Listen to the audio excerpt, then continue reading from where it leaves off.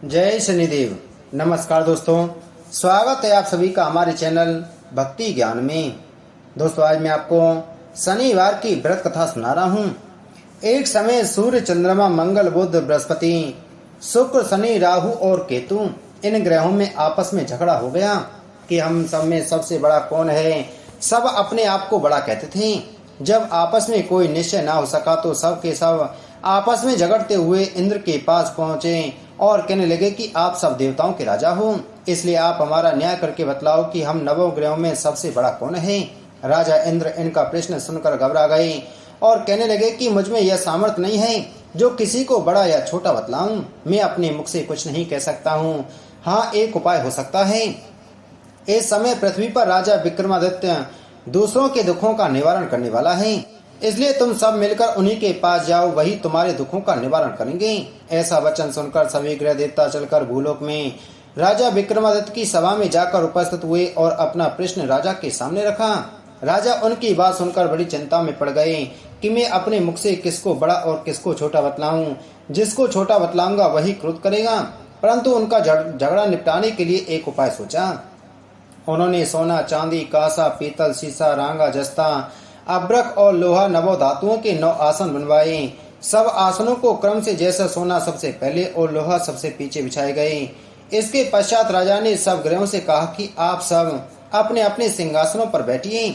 जिसका आसन सबसे आगे वह सबसे बड़ा और जिसका आसन सबसे पीछे वह सबसे छोटा जानिए।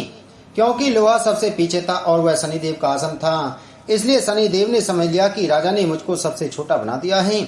इस पर शनि को बड़ा क्रोध आया और कहा कि राजा, तू मेरे पराक्रम को नहीं जानता। सूर्य एक राशि पर 1 महीना, चंद्रमा 2.25 महीना 2 दिन, मंगल 1.5 महीना, बृहस्पति 13 महीने, बुध और शुक्र 1 महीने, परंतु मैं एक राशि पर 2.5 अथवा 7.5 साल तक रहता हूँ। बड़े बड़े देवताओं को भी मैंने भीषण दुख दिया है।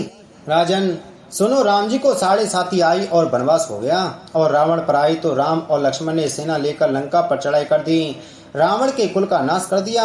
हे राजा, अब तुम सावधान रहना। राजा ने कहा, जो कुछ भाग में होगा देखा जाएगा। उसके बाद तो अन्य ग्रह तो प्रसन्नता के साथ चले गए, परंतु शनिदेव बड़े क्रोध के साथ वहां से सधारे। कुछ काल व्यतीत हो जाने पर राजा को जब 7.5 की दशा आई तो शनिदेव घोड़ों के सौदागर बनकर अनेक सुंदर घोड़ों के सहित राजा की राजधानी में आए। जब राजा ने सौदागर के आने की खबर सुनी तो अश्वपाल को अच्छे अच्छे घोड़े खरीदने की आज्ञा थी। अश्वपाल ऐसी अच्छी नस्ल के घोड़े देखकर और उनका मूल्य सुनकर चकित हो गया और तुरंत ही राजा को खबर दी। राजा उन घोड़ों को देखकर एक अच्छा सा घोड़ा चुनकर सवारी के लिए चढ़ा। राजा के घोड़े की पीठ पर चढ़ते ही घोड़ा जोर से भागा। घोड़ा बहुत दूर एक बड़े जंगल में जाकर राजा को छोड़कर अंतर्ध्यान हो गया। इसके बाद राजा अकेला जंगल में भटकता फिरता रहा। बहुत देर के पश्चात राजा ने भूख और प्यास से दुखी होकर भटकते भटकते एक ग्वाले को देखा। ग्वाले ने राजा को प्यास से व्याकुल देखकर पानी पिलाया। राजा की उंगली में एक अंगूठी थी, उसे निकालकर प्रसन्नता के साथ ग्वाले को दे दी और शहर की ओर चल दिया। राजा शहर में पहुंचकर एक सेठ की दुकान पर जाकर बैठ गया और अपने आप को जैन का रहने वाला तथा अपना नाम वीका बतलाया। सेठ ने उसको कुलीन मनुष्य जम समझकर जल आदि पिलाया। भाग्यवश उस दिन सेठ की दुकान पर बिक्री बहुत अधिक हुई। तब सेठ उसको भाग्यवान पुरुष समझकर भोजन कराने के लिए अपने साथ ले गया। भोजन करते समय राजा ने आश्चर्य की बात देखी कि खूंटी पर हार लटक रहा है और खूंटी उस हार को निकल रही है। भोजन के पश्चात कमरे में आने पर जब सेठ को कमरे में हार न मिला तो सबने यही निश्चय किया कि सिवाय विका के और कोई इस कमरे में नहीं आया, अतः अवश्य ही उसी ने हार चोरी किया है। परंतु विका ने हार लेने से मना कर दिया। इस पर 5-7 आदमी इकट्ठे होकर उसको फौजदार के पास लाए। फौजदार ने उसको राजा के सामने उपस्थित कर दिया और कहा कि यह आदमी तो भला प्रतीत होता है, चोर मालूम नहीं होता, परंतु सेठ का कहना है कि इसके सिवाय और कोई घर में आया ही नहीं, अवश्य ही इसी ने चोरी की है। तब राजा ने आज्ञा दी कि इसके हाथ पैर काटकर चौरंगिया किया जाए। राजा की आज्ञा का तुरंत पालन किया गया और बीका के हाथ पैर काट दिए गए। इस प्रकार कुछ काल व्यतीत होने पर एक तेली उसको अपने घर ले गया और कोलू पर उसको बिठा दिया। बीका उस पर बैठा हुआ जुबान से बैल हाँकता रहा। शनि की दशा समाप्त हो गई और एक रात को वर्षा ऋतु के समय वह मल्हार राग गाने लगा। उसका गाना सुनकर उस शहर के राजा की कन्या उस राग पर मोहित हो गई और दासी को खबर लेने के लिए भेजा कि शहर में कौन गा रहा है। दासी सारे शहर में फिरती फिरती क्या देखती है कि तेली के घर में जो चौरंगिया है राग गा रहा है। दासी ने महल में आकर राजकुमारी को सब वृतांत सुना दिया। बस उसी क्षण राजकुमारी ने अपने मन में यह प्रण कर लिया, चाहे कुछ हो मैं इस चौरंगिया के साथ विवाह करूंगी। प्रातःकाल होते ही जब दासी ने राजकुमारी को जगाना चाहा तो राजकुमारी अनशन व्रत लेकर पड़ी रही। तब दासी ने रानी के पास जाकर राजकुमारी के ना उठने का वृतांत कहा। रानी ने तुरंत ही वहां पर आकर राजकुमारी को जगाया और उसके दुख का कारण पूछा तो राजकुमारी ने कहा कि माताजी, मैंने यह प्रण कर लिया है कि तेली के घर में जो चौरंगिया है उसी के साथ विवाह करूंगी। माता ने कहा, पगली यह क्या बात कर रही है, तुझको किसी देश के राजा के साथ विवाह हो जाएगा। कन्या कहने लगी कि माताजी, मैं अपना प्रण कभी नहीं तोड़ूंगी। माता ने चिंतित होकर यह बात राजा को बताई।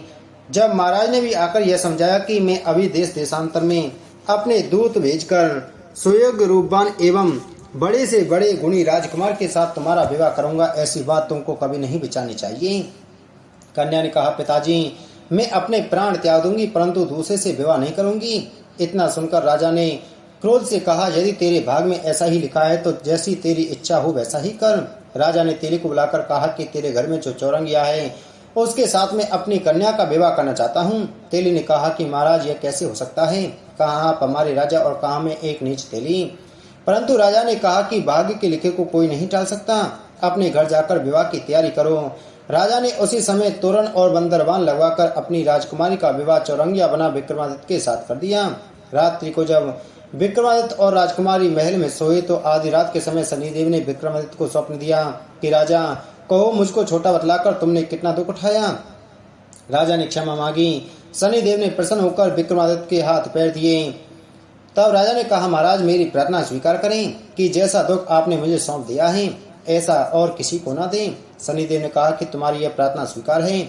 जो मनुष्य मेरी कथा सुनेगा या कहेगा उसको मेरी दशा में कभी किसी प्रकार का दुख नहीं होगा, और जो नित्य ही मेरा ध्यान करेगा या चींटियों को आटा डालेगा उसके सब मनोरथ पूर्ण होंगे।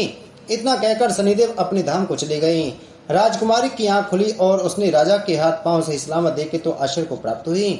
उसको देखकर राजा ने अपना समस्त हाल कहा कि मैं उज्जैन का राजा विक्रमादित्य हूँ। यह बात सुनकर राजकुमारी अत्यंत प्रसन्न हुई। प्रातःकाल राजकुमारी से उसकी सखियों ने पूछा तो उसने अपने पति का समस्त वृतांत कह सुनाया। तब सबने प्रसन्नता प्रकट की और कहा कि ईश्वर ने आपकी मनोकामना पूरी कर दी है। जब उस सेठ ने यह बात सुनी तो वह विक्रमादित्य के पास आया और राजा विक्रमादित्य के पैरों पर गिरकर क्षमा मांगने लगा कि आप पर मैंने चोरी का झूठा दोष लगाया, अतः आप मुझको जो चाहें दंड दें। राजा ने कहा, मुझ पर शनिदेव का कोप था, इसी कारण यह सब दुख मुझको प्राप्त हुआ, इसमें तुम्हारा कोई दोष नहीं, तुम अपने घर जाकर अपना कार्य करो। सेठ बोला कि मुझे तभी शांति होगी जब आप मेरे घर चलकर प्रीति पूर्वक भोजन करोगी। राजा ने कहा कि जैसी आपकी मर्जी हो वैसा ही करें। सेठ ने अपने घर जाकर अनेक प्रकार के सुंदर भोजन बनवाए और राजा विक्रमादित्य को प्रीति भोज दिया। जिस समय विक्रमादित्य भोजन कर रहे थे, एक अत्यंत आश्चर्य की बात सबको दिखाई दी। जो खूंटी पहले हार निकल गई थी वह अब हार उगल रही है। जब भोजन समाप्त हो गया तो सेठ ने हाथ जोड़कर बहुत सी मोहरें राजा को भेंट की और कहा कि मेरे सिकंबर नामक एक कन्या है, उसका प्राणिग्रहण आप करें। इसके बाद सेठ ने अपनी कन्या का विवाह राजा के साथ कर दिया और बहुत सा दान दहेज आदि दिया। इस प्रकार कुछ दिनों तक वहां निवास करने के पश्चात विक्रमादित्य ने शहर के राजा से कहा कि अब मेरी उज्जैनी जाने की इच्छा है। फिर कुछ दिन के बाद विदा लेकर राजकुमारी मनभावनी सेठ की कन्या सिकंबरी तथा दोनों जगह के दहेज में प्राप्त अनेक दास दासी रथ और पालिकों सहित विक्रमादित्य उज्जैन की तरफ चले। जब शहर के निकट पहुंचे और प्रवासियों ने राजा के आने का संवाद सुना तो समस्त उज्जैन की प्रजा आगमनी के लिए आई। तब बड़ी प्रसन्नता से राजा अपने महल में पधारे। सारे शहर में बड़ा भारी महोत्सव मनाया गया और रात्रि को दीपमाला की गई। दूसरे दिन राजा ने शहर में यह सूचना कराई कि शनिश्चर देवता सब ग्रहों में सर्वोपरि हैं।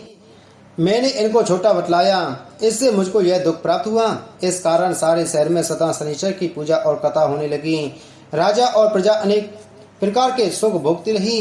जो कोई शनिश्चर की इस कथा को पढ़ता या सुनता है, शनिदेव की कृपा से उसके सब मनोरथ पूरे हो जाते हैं और सब दुख दूर हो जाते हैं। शनिवार की कथा को व्रत के दिन अवश्य पढ़ना या सुनना चाहिए। बोलो शनिदेव भगवान की जय।